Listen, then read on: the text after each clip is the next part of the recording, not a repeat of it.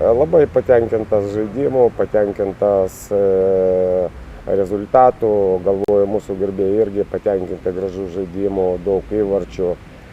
Pas mane nebuvo abejonių, kad bus pergalė, nors ir pirmie praleidamai įvartį.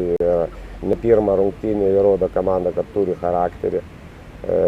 Praleidom, įmušam daugiau, paimam taškų, einam į priekį, tobulėjam. Malonu, kad labai žaidėjai tie, kurie ir aikštėj, ir už jos ribų, kurie ant keitimo, kurie neišėjo, irgi labai pergyvena dėl rezultato. Labai patenkintas kolektyvų, nori dirbti, nori tobulėti. Kaip visada, mes pirmą kėlinį truputį silpniau suluošėm, bet dalydam prie antram kėlinį. Jau parodė, mano trečias varžybas, kur mes pralaidėme pirmą kėlinį, antram kėlinį sumušom įvarčius ir laimėjom varžybas.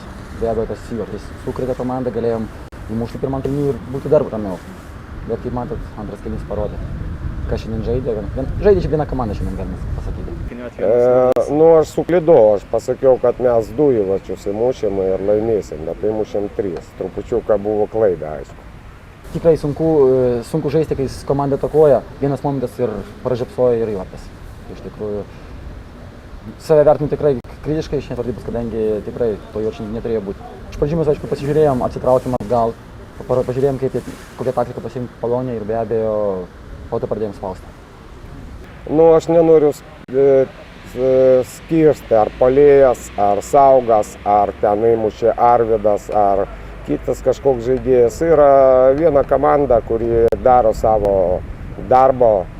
Kiekvieną rungtynį planuojam taškus ir turim dar laiko praanalizuoti, ką nors padaryti naujo per treniruotės, ką nors kad patobulėtų mūsų žaidimas. Bet skaitau, kad su kiekvienu rungtyniu, kiekvienu turu komanda parodo geresnį ir geresnį žaidimą. Siekiam pergalės, kiekvienose varžybose tikrai siekiam pergalės, stengiamės augti.